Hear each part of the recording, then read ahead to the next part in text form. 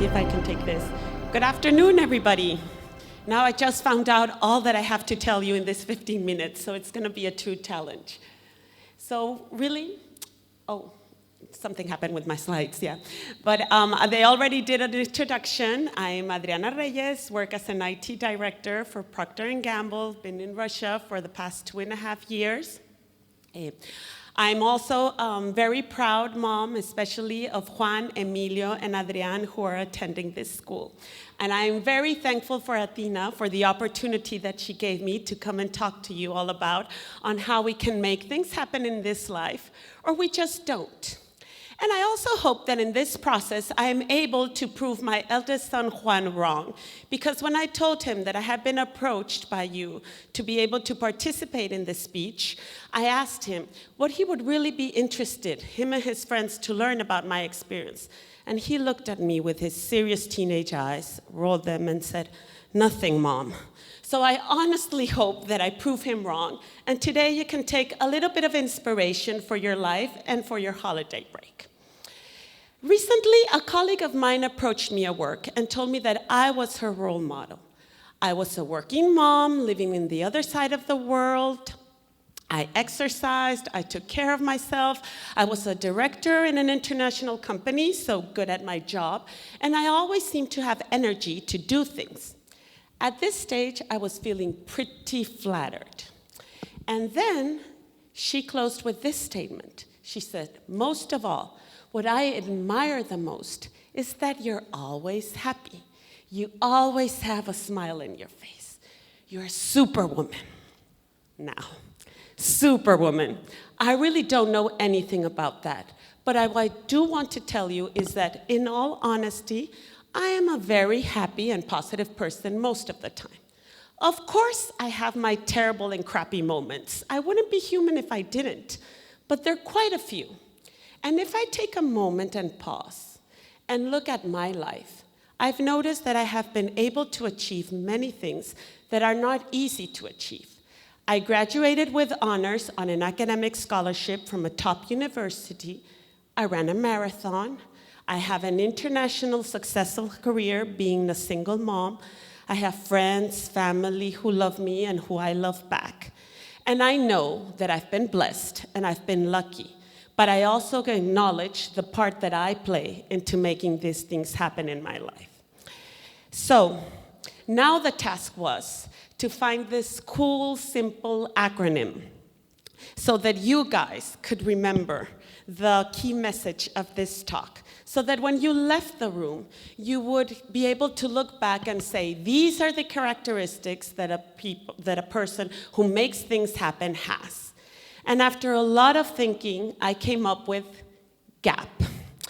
So, first of all, this is a clear indication of why I work in IT and I don't work in marketing. But if for a moment you can forget that GAP usually stands for something that you don't have, or a brand of clothes, and you can see there, and you look at it into a new light, I hope that it can serve for inspiration for you. So first of all, you need to have goals. It's a pretty simple first step, right? You need to find out what you want to do and then prepare and go do it. I have found that the people who have clarity in the purpose of what they want to do are usually the ones who achieve it. So, if you want to run a marathon, what you need to do is get a training plan and get some time aside and then go do it. If you want to attend a top university, what you need to do is study, prepare for your IVs or your SATs. If you want to lose weight, you need to diet and exercise. If you want a relationship, you need to find time and nurture and invest on it. But the beauty of this thing is that almost anything that you set your mind to, you can achieve it, as long as you break it first into very simple tasks. In my case, for example, I never thought that I would be able to run a marathon, especially considered that I've never run before until my third child, Adriana, was born. But then the opportunity came to sign up for a 10-kilometer race. It was a good cause, it was for charity, and it was with a group of friends, so I went there and I signed. And I did it. And after that came the 15-kilometer race. Again, same friends, same good cause, same charity, And I did it. And then it was 21 kilometers, which required a little bit more training, but it was very achievable. And after that, it was just a matter of me setting some time aside to do it, making a declaration, because I think that whenever you go public and you say you're going to do something, you usually end up doing it. And I set my training plan, I prepared, and pretty soon I was able to run the Paris Marathon, a favorite city in the world, under 4 hours for my 40th birthday. Really a true bucket list item for me. Second, you need to have attitude. And believe me, I know this sounds super trivial, but really, a positive attitude does make the difference. Life is not hard. It does have its hard moments. I don't live in fantasy land, no, so I do acknowledge, if there's one thing I know after living this long, is that shit happens. Terrible things happen to all of us, painful moments. But that's just part of living. If you go to your fitness room up there, you have this beautiful poster of an athlete who lost one of his legs and he's skiing downhill. And the quote on that poster reads, "Because in life, it does not matter what happens to you. What matters is what you make with what happens to you." I really did wish that I was a superwoman.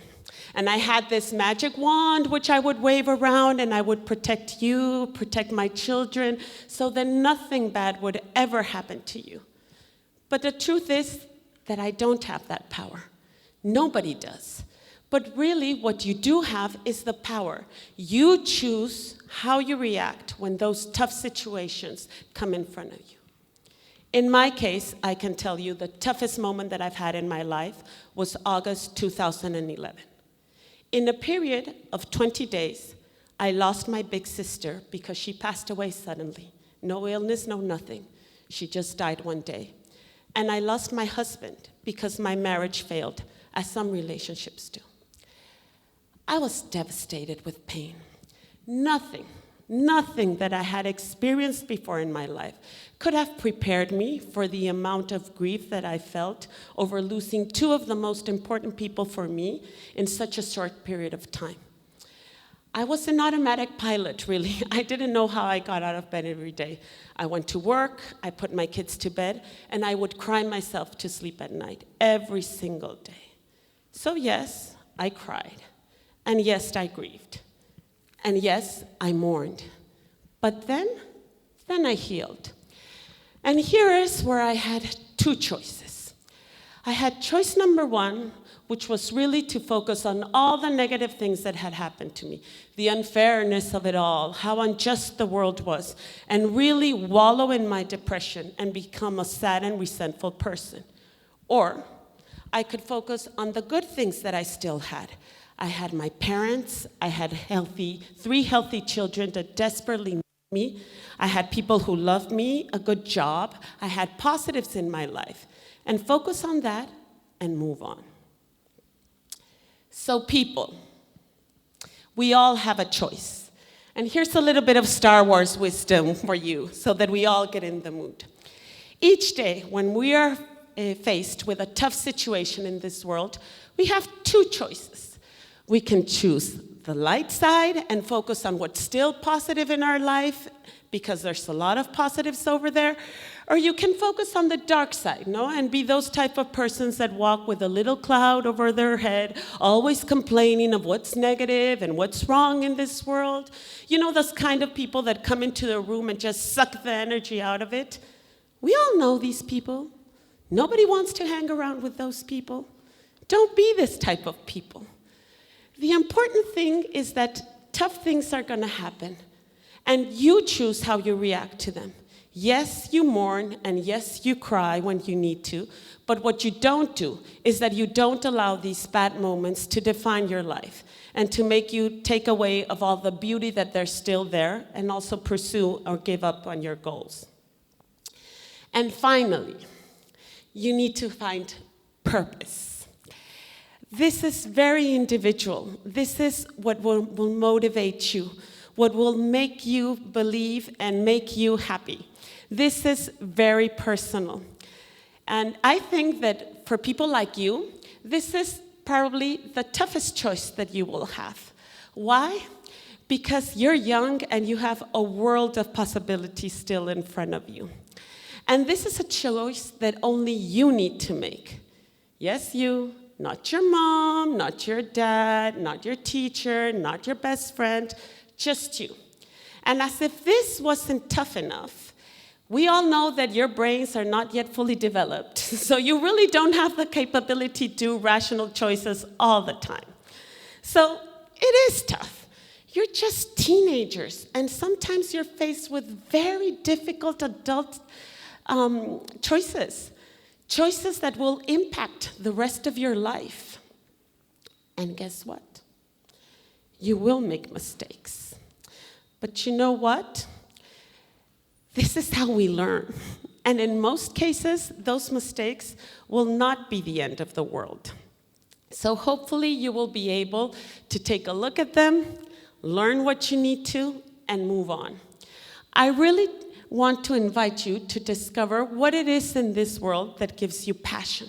What is your purpose? What is going to make you happy? Not the rest of the world happy, but you happy. If you want to be a doctor, go do that. If you want to be part of the corporate world, come do that. If you want to find the cure for world hunger, please go do that. We desperately need you. But the important thing is that you decide what makes you happy, and then you commit yourself and you go and you do it. Once you have a choice, the only thing that you need to acknowledge is that it is hard work. Anything that's worth doing requires hard work. I work very hard, honestly. I do.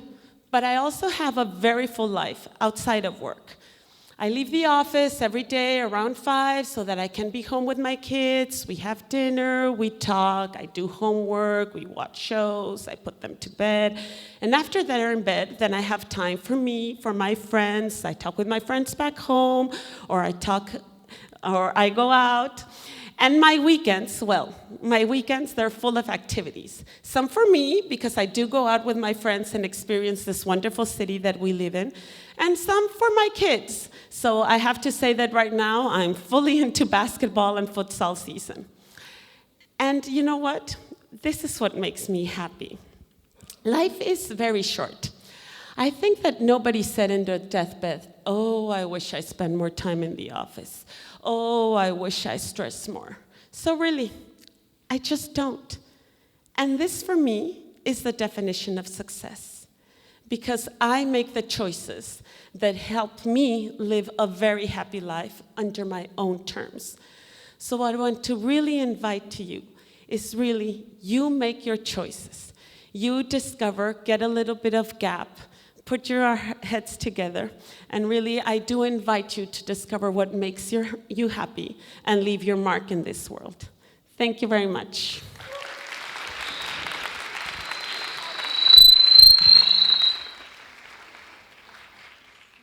The mic, it's alive.